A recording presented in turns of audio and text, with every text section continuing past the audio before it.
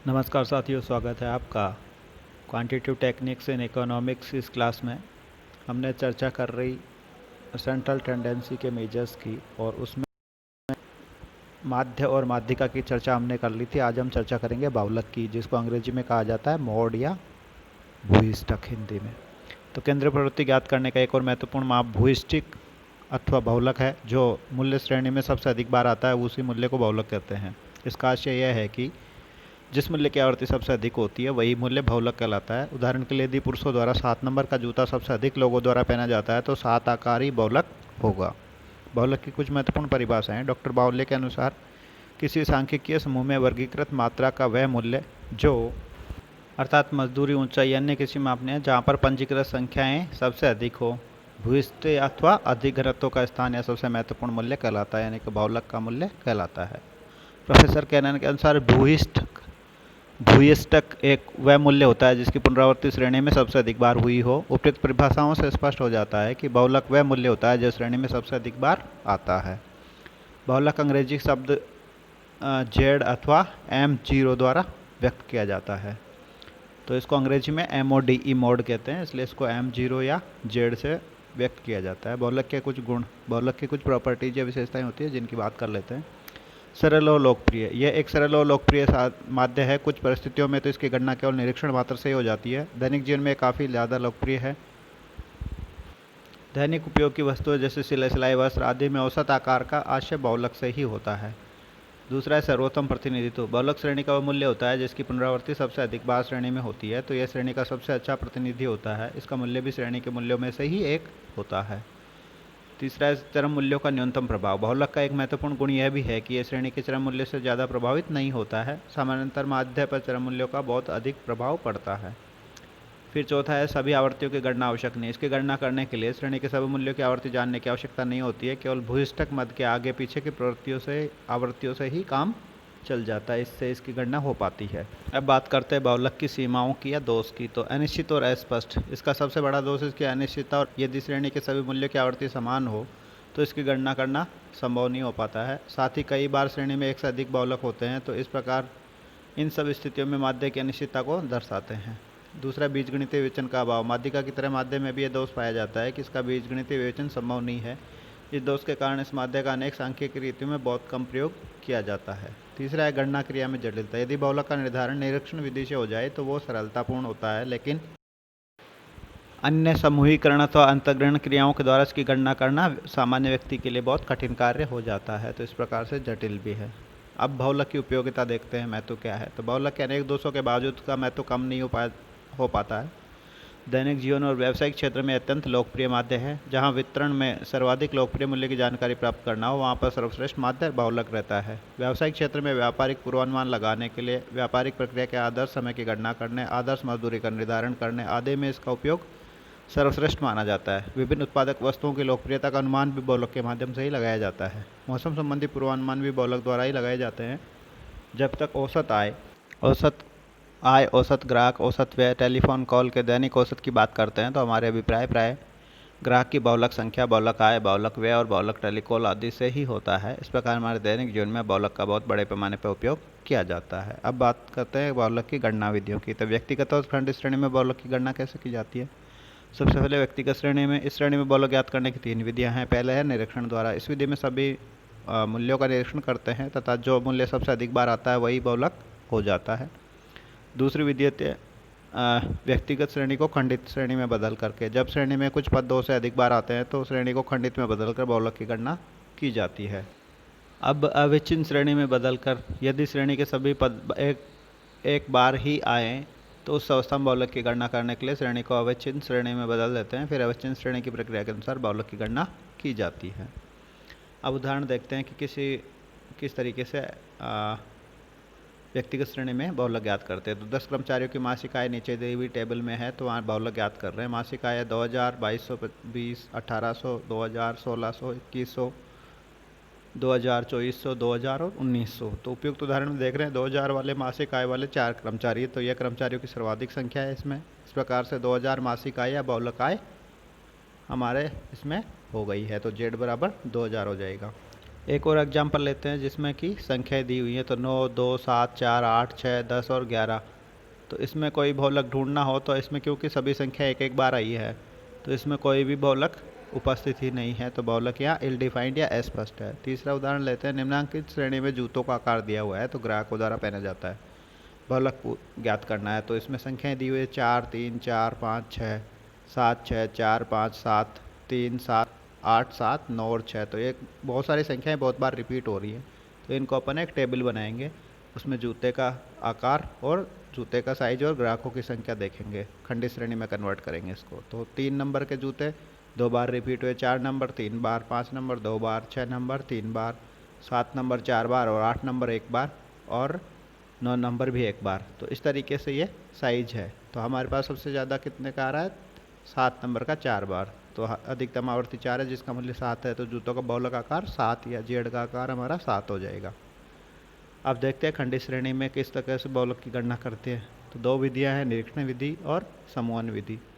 निरीक्षण विधि के अंतर्गत वही पिछले की तरह देखा जाता है टेबल में कि किस मूल्य वर्ग का आवर्ती सबसे अधिक है, वही बहुलक होता है। तो टेबल देखें आप, आयु दे रखी है और लड़कों की संख्या दे रखी है एग्जाम्पल में। तो 9 वाले 2, 10 वाले 3, 11 वाले 12 और 12 वाले 9, 13 वाले 7, 14 वाले 4 और 15 वाले 2। तो सबसे अधिक आवर्ती 12 है जो कि जिसका मूल्य 11 है। तो निरीक्षण द्वारा स्पष्ट हो जाता है कि 11 आयु की आवर्ती लड़कों की संख्या सर्वाधिक है, इसलिए बहुलक वर्ग z बराबर 11 वर्ष हो जाएगा। अब हम देखते हैं समूहीकरण रीति। जब श्रेणी के विभिन्न मूल्यों में अनियमितता पाई जाती है या 2 से अधिक मूल्यों की आवर्ती सबसे अधिक और समान होती है तो यह निश्चित करना संभव नहीं होता है कि किस मूल्य को बहुलक माना जाए। ऐसी स्थिति में समूहीकरण विधि अपनाई जाती है और इस विधि द्वारा बहुलक ज्ञात करने के लिए 2 टेबलें बनाई जाती है। पहली है समूहीकरण सारणी और दूसरी विश्लेषण सारणी। तो समूहीकरण सारणी बनाने के लिए क्या तैयार करने का तरीका क्या है? समूहीकरण सारणी तैयार करने के लिए पदमूल्य और संबंधित आवर्ती के 2 खानों के अतिरिक्त 5 खाने और बनाए जाते हैं। तो 5 कॉलम्स और बना लेंगे अपन। इस प्रकार आवर्ती के लिए कुल 6 कॉलम्स हो जाएंगे, 6 खाने हो जाएंगे। आवर्ती के पहले खाने में संबंधित मूल्यों की आवर्तियाँ लिख देंगे जो प्रश्न में दी हुई है। फिर दूसरे खाने में प्रारंभ की 2 आवर्तियों को जोड़ करते हुए पहले और दूसरे आवर्ती के बीच में, फिर तीसरी और चौथी आवर्ती के बीच में, और इसी प्रकार आगे 2 आवर्तियों के योग को उनके बीच में लिखते जाएंगे। फिर तीसरे कॉलम में पहली आवर्ती को छोड़कर अगली 2 आवर्तियों का योग उनके बीच वाली आवर्ती के सामने लिखते जाएंगे। यदि अंत में 2 से कम आवर्तियाँ बचती है तो उनको छोड़ देंगे। फिर ऐसे ही चौथे कॉलम में पहली आवर्ती से 3 आवर्तियों का योग लगाएंगे और बीच वाली आवर्ती यानी कि दूसरी के सामने उसको योग लिखते जाएंगे। फिर इसी तरीके से 5वीं के सामने लिखेंगे, आगे बढ़ते जाएंगे। और 5वें खाने में जो 5वां कॉलम है उसमें पहली आवर्ती को छोड़ करके 3 का जोड़ लगाकर उनके बीच वाली आवर्ती के सामने लिखते जाएंगे। इस तरीके से छठे खाने में ऊपर की 2 आवर्तियों को छोड़कर 3 आवर्तियों को जोड़ करके उनके सामने वाले मध्य के बीच वाली आवर्ती के सामने लिख जाएंगे और अंत में अगर 3 से कम आवर्तियाँ बचती है तो उन्हें यूं ही छोड़ देंगे। तो ये क्रिया करने के बाद आवर्तियों के 6 खानों में सर्वाधिक आवर्ती योग को रेखांकित कर देंगे, उसको अंडरलाइन कर सकते हैं या हाईलाइट कर देंगे। उसके बाद बनाएंगे विश्लेषण सारणी। समूहीकरण करने के बाद विश्लेषण सारणी तैयार की जाती है। इस सारणी में मूल्य वर्गों को जैसा स्थिति हो सारणी में ऊपर से बाईं से दाईं ओर, तो वर्गों को लिखेंगे ऊपर बाएं से दाईं ओर लिख देंगे तथा पहले खाने में खाने 1 से 6 तक के ऊपर से नीचे लिख देंगे। तो कॉलम यहाँ पे कन्वर्ट कर लेंगे उल्टे। अब समूहीकरण सारणी की आवर्ती के 6 खानों को क्रम से देखते हैं और रेखांकित अधिकतम आवर्ती किस किस मूल्य की है उसे देखकर विशेष सामग्री में उसी के खाने के अंदर सही का निशान लगा देंगे। तो देखेंगे कि भाई मैक्सिमम वाली कौन से वाली है और हर खाने में या हर कॉलम में, और उसके अंदर जो मैक्सिमम जिन जिन के योग है उनके सामने गुड का निशान लगाते जाएंगे। और फिर जो सही के निशान है हर मूल्य के लिए इन सही के निशानों को नीचे वाली लाइन में जोड़ देंगे और जिस मूल्य का जोड़ सबसे ज़्यादा होगा वही हमारा बहुलक हो जाएगा। तो टेबल में हम लाइव एग्जांपल से देखेंगे अब। तो पदमूल्य पहले हमारे पास सवाल दिया हुआ है कि निम्न श्रेणी से बहुलक ज्ञात करें। जो ऊपर ऊपर टेबल देख रहे हैं आप, पदमूल्य और आवर्ती 4, 5, 6, 7, 8, 9, 10, 11 और 12 तो पदमूल्य है और आवर्तियाँ हैं 8, 12, 16, 9, 12, 10, 16, 12 और 9 और 8। तो इस तरीके से जो ये दिख रहा है आपको सामने, इसमें क्या है कि 16 भी है, 12 भी है, 16 भी है, 12 भी है। तो 2 बार 16 है, 2 बार 12, 12 शायद 3 बार आ गया है। तो इस तरीके से हम बहुलक यहाँ देखने से स्पष्ट नहीं हो रहा है। तो यहाँ हम समूहीकरण विधि अपनाएंगे। तो समूहीकरण विधि के लिए पहले समूहीकरण की टेबल बनाई ऊपर वाली, इसमें आवृत्ति ऊपर लिखी हुई है एफ और पद मूल्य लिखा हुआ है इधर राइट साइड लेफ्ट साइड में। तो पद मूल्य लिखा आपने 4, 5, 6, 7, 8, 9, 10, 11, 12, 13 और उसके सामने जो पहला कॉलम लिया है उसमें आपने लिख दिए जो ओरिजिनल इनकी आवृत्तियाँ हैं 8, 12, 16, 9, 12, 10, 16, 12, 9 और 8। और इसमें जो मैक्सिमम है उसको आपने देखा 16, 16 मैक्सिमम है दोनों। फिर अब क्या कर रहे हैं हम दूसरे कॉलम में देखेंगे आप, तो 2, 2 को जोड़ेंगे तो 12 और 8 को जोड़ेंगे ऊपर वालों को पहले 2 नंबर पे, तो 20 आ गई और इनके बीच में लिख दिया 20 को। इसी तरीके से फिर 16 और 9 को जोड़ेंगे 25 आ गई, फिर 12 और 10 को जोड़ेंगे 22 आ गई, इसी तरीके से 16 और 22 को जोड़ेंगे 28 आ गई और 9 और 8 को जोड़ेंगे 17 आ गई। अब इन वाली लाइन में जो मैक्सिमम है वो कौन सा है 28, तो 28 को हाईलाइट कर दिया। इसके बाद में ऊपर से 3 को जोड़ेंगे 8, 12 और 16 को, तीनों को जोड़ा तो कितना आया 28। इसी तरीके से फिर 9, 12 और 10 को जोड़ेंगे 21 आ जाएगा। 3 को जोड़ सॉरी तीसरे कॉलम में हम जोड़ रहे हैं ऊपर वाले एक को छोड़ करके 2, 2 को, तो 12 और 16 को जोड़ेंगे 28। इसी तरीके से फिर 9 और 12 को जोड़ेंगे 21 और इसी तरीके से 10 और 16 को जोड़ेंगे 26 और 12 और 9 को जोड़ेंगे 21। इस तरह से तीसरे कॉलम में मैक्सिमम आई है हमारी 28।